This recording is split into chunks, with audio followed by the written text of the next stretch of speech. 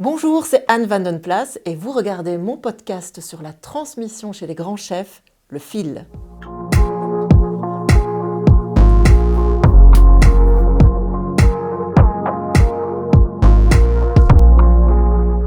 Si tu devais retenir un chef particulièrement qui t'a transmis quelque chose que tu emportes encore avec toi aujourd'hui. Alors, d'abord, au moment de la transmission avec les chefs, chacun a sa façon de transmettre. Il y a ceux qui disent « je fais, vous regardez, vous captez et vous enregistrez ». Donc, ils ne parlent pas. Et Alain Passard est plutôt un chef taiseux dans la cuisine. C'est pas un qui va dire « oui, tu vois, quand tu penses un plat, essaie de réfléchir, attention au salé avec le sucré, pas trop, attention à tes épices, reste à un tel niveau ». Non, non, jamais, jamais de la vie, jamais. Jamais, il ne parle pas. Par contre, quand on regarde ce qu'il fait, comment il le fait, par exemple, il y avait quelque chose qui était récurrent chaque semaine. C'est qu'il descendait dans son bureau, alors son bureau fait 50 cm², il est en dessous des escaliers, recroquevillé dans son tout petit bureau, et il remontait avec un produit, la betterave, et il avait noté toutes ses idées qui lui étaient passées par la tête avec son expérience, en lisant, peu importe, en disant, voilà, cette semaine, David, tu vas faire tous ces essais-là, avec de la betterave. Mais des fois, des choses alors, ça, c'est au début, quand on apprend. Je disais, mais chef, ça t'as déjà fait? Non? Alors, on essaye. Ça va pas. Et donc, mais la bête finissait les mains rouges, teintées par la betterave, et puis était sorti quelque chose, hors des sentiers battus. Et là où on sent que ça marche, c'est quand les nouvelles recettes semblent des recettes, moi j'appelle ça des recettes évidentes, c'est un peu l'ail et le persil, la tomate et le basilic. Ben, ces nouveaux accords qui sortaient étaient aussi évidents que ça. Michel Bras, c'est dans la mémoire de chaque cuisinier, c'est quelqu'un qui est inspirant parce que c'est lui qui a généré finalement ce mouvement un peu végétal de connaissance de son terroir. C'est bien plus que de la cuisine, c'est carrément toute une région. Et aujourd'hui, quand on parle de cuisine, on parle de région, on parle plus nécessairement de technique ou de produit, c'est vraiment l'identité. Et je pense que c'est le premier qui a réussi à donner une identité à une région et faire que sa cuisine soit identitaire à cette région. Et d'avoir mangé chez lui, d'avoir été inspiré par cette nature, ne serait-ce que dans l'architecture, dans cette orientation vers l'horizon. Enfin, son restaurant en lui-même, c'est une ode à la nature en permanence. Donc, l'architecture intérieure, la rivière qui passe dans son restaurant, enfin voilà, c'est aujourd'hui encore un restaurant qui est empreint de modernité, alors qu'il existe depuis quelques années. C'est son fils, aujourd'hui. Qui a repris Sébastien, oui. J'ai travaillé avec plusieurs chefs et figure-toi que chaque chef a son identité, sa personnalité. Donc, indéniablement, tu es influencé par ça. Tu ne peux pas fermer les yeux. Et c'est vrai que les personnalités étant différentes, tu vas chercher le meilleur chez chacun, tu vois, et tu retiens le positif chez chacun. Donc, je crois que c'est un métier tellement riche en savoir, tellement riche en personnalité. C'est un peu comme des personnalités, des chanteurs, etc. Tu vois, t'as différentes musiques, t'as différents chanteurs. Bah, c'est la même chose dans la cuisine. Ils m'ont tous amené quelque chose. Je dois avouer que on ne peut pas passer à côté. On a le quotidien et le quotidien plus cette exigence du métier, etc. Tu n'oublies jamais. Chez chacun, j'ai retenu quelque chose. Un vrai souvenir, c'est quand on a des jeunes qui ont 21 ans, 23 ans, etc. et que tu fais une préparation ou qui te voient faire un truc, puis que tu leur prends une cuillère, tu leur mets en bouche. Et c'est là où, waouh, tu vois, il y a un truc qui se passe, ils se disent, mais c'est délicieux, j'ai jamais goûté ça de ma vie, etc. Et là, c'est fort, tu vois. Ça, c'est des moments intenses. Et j'ai eu ça avec beaucoup de mes collaborateurs. Et ce qu'il y a de mignon, c'est que ils passent d'abord par ton ADN, hein, tu vois. Et donc ils vont se former à tes côtés. Ils vont apprendre ton style de cuisine, etc. Et ils vont apprendre des autres styles d'autres chefs. Et puis après, il y a une transformation, si tu veux, quand ils s'en vont. Ils construisent d'abord avec ce qu'ils ont appris chez toi, et puis après, au fur et à mesure, tu vois qu'ils atteignent leur personnalité et leur identité dans l'assiette. Et ça, je pense que nous, on est juste un marchepied à leur construction culinaire, à leur construction d'identité. Et donc, ces moments sont très mignons. Il y a un respect qui s'installe de part et d'autre, et je crois que le plus beau, la plus belle chose pour un chef, c'est de voir réussir les autres une fois qu'ils sont passés chez toi.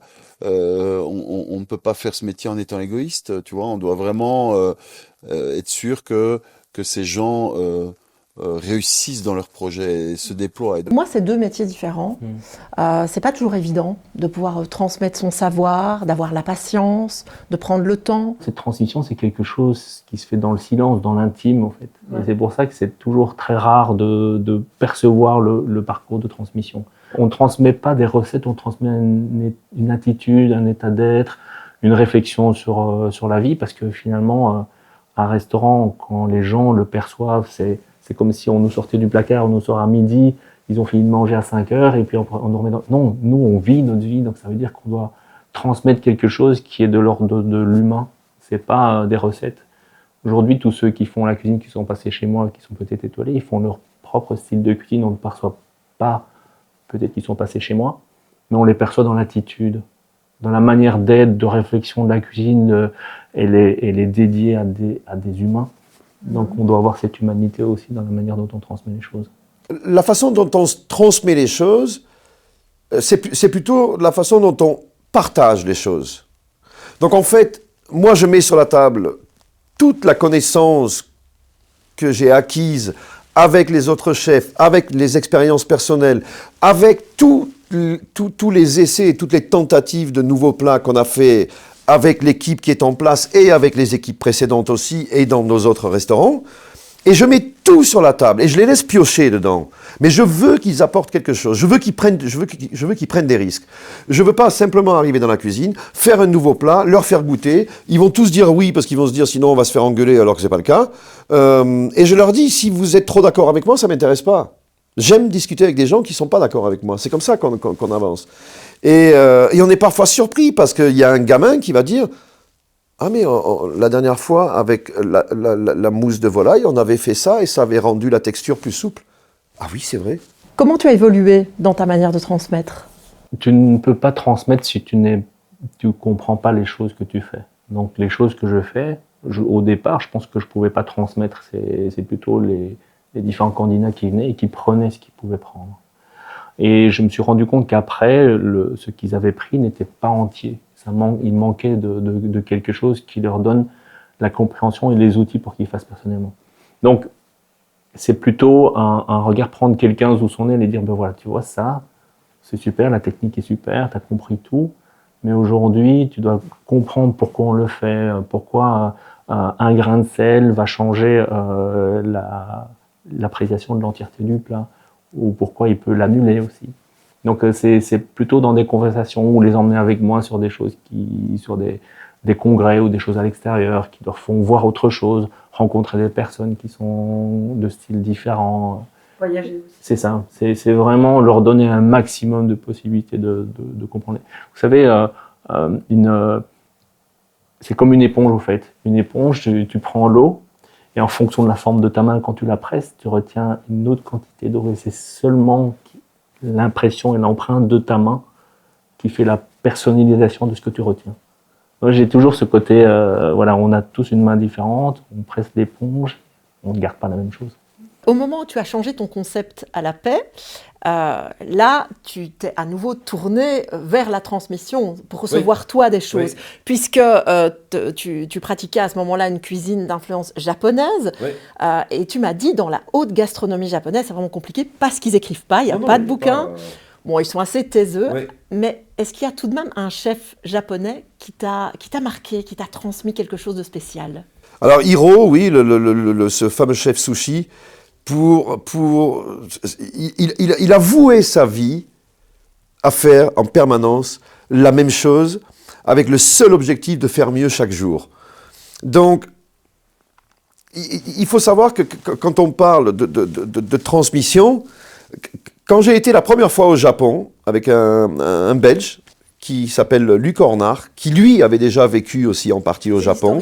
C'est l'historien ? Non, ça c'est un Un monsieur qui est un épicurien et qui a vendu, d'ailleurs, qui a commencé après à vendre justement en Europe des vrais produits japonais. Parce que souvent, si on parle de soja, c'est rare d'en voir des vrais grands soja.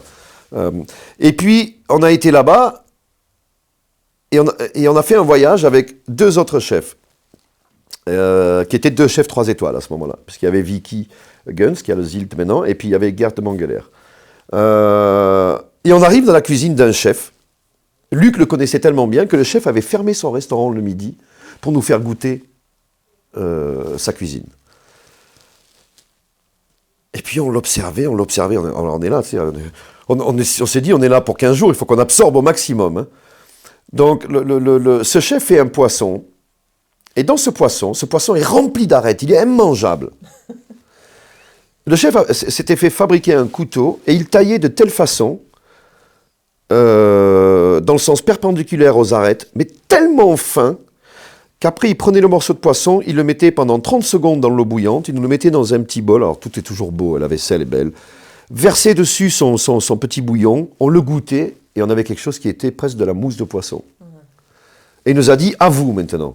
Nous on a pris le couteau et on était là, en plus il nous prête son couteau, ce qui est déjà un grand honneur, et nous voilà, avec l'expérience quand même qu'on avait, on n'était pas des débutants quand même. Nous voilà en train de couper et manger, mais tout recracher, tellement que c'était infect. Comme si on avait des aiguilles dans la bouche. Et là, il rigolait.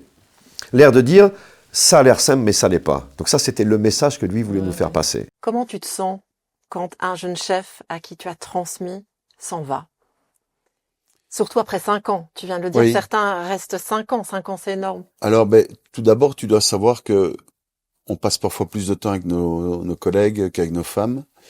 Et il y a une espèce de relation intime qui s'installe. Hein. Donc il y a, moi aujourd'hui j'engage des gamins qui ont l'âge de mes enfants, hein, donc on peut pas faire autrement. Il y a une intimité qui s'installe et une passion réciproque pour le métier.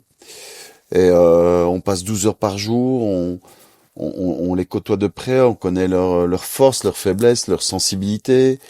Mais je crois que je suis toujours content de voir partir un collaborateur pour savoir qu'il va pouvoir réaliser son projet.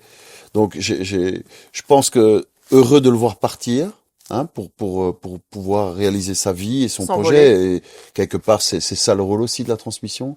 Mais toujours un petit pincement au cœur comme avec un enfant où tu te dis ouf.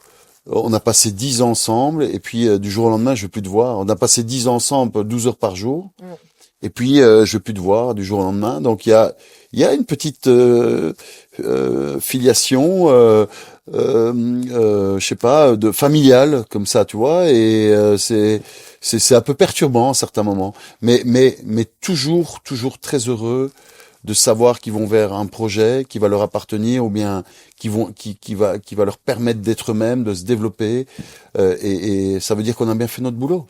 Tu as accompagné de nombreux talents. On se recevait Mathieu Van de Velde il n'y a pas longtemps qui me parlait de toi et des rendez-vous que vous aviez encore aujourd'hui, parfois autour d'un café. C'est des échanges très très importants pour lui. Comment tu te sens quand la transmission est terminée? Alors c'est pas une satisfaction ou une fierté, parce que c'est pas du tout ça. Je suis curieux de l'après toujours. Je regarde très rarement derrière. Je regarde toujours devant. Maintenant, là, ce qui m'intéresse avec Mathieu, c'est de savoir. Moi, je lui ai donné tout ce que je savais. Il a pris ce qui l'intéressait et ce qui était à son goût. Je veux savoir maintenant, lui, qu'est-ce qu'il va construire et qu'est-ce qu'il va passer. Donc là, il construit pour le moment. Ouais. Et il le fait très bien. Oui. Il a de bonnes idées. Alors, on sent toujours la trame de certaines choses qu'on a fait ensemble. Comme j'ai encore des choses que j'ai appris chez Passard. Alors, je recopierai jamais une de ses recettes parce que ce sont les siennes. Mais bien sûr que certaines techniques j'utilise encore aujourd'hui. Et même certaines façons de penser. Donc, m'intéresse maintenant ce que va devenir Mathieu en tant que chef à part entière. Qu'est-ce qu'il va créer comme univers? Comment est-ce qu'il va se définir comme chef? Quel va être son univers culinaire? Et surtout, qu'est-ce qu'il va passer ensuite et comment est-ce qu'il va le passer? Parce qu'on ne passe pas tant qu'on n'a pas son propre univers. pense que les premières personnes qui sont rentrées chez moi, qui sont parties, j'en ai eu une douleur vraiment comme une séparation. Ouais. Et nécessairement après, quand tu te sépares, tu te dis, est-ce que j'ai envie de revoir la personne? Il est parti. Ouais. Et après, au fur et à mesure du temps, avec la maturité, mais tu es fier qu'ils soient partis et tu es fier d'avoir encore un contact avec eux. Je pense qu'il n'y a même pas de donner ou recevoir, il y a vraiment de l'ordre de l'échange. Et aujourd'hui, moi, ça m'a pris beaucoup d'avoir ces liens avec les personnes à qui on a transmis. C'est d'avoir dans leur regard l'impression de commencer à être entier. Et je pense que il y a plus le côté humain qui revient en avant que le côté technique. Donc la technique, c'est vraiment effacé, c'est quelque chose de normal. Mais ce côté humain qu'on a avec chacun, c'est la partie de fierté en tout cas que ça m'apporte. Ouais.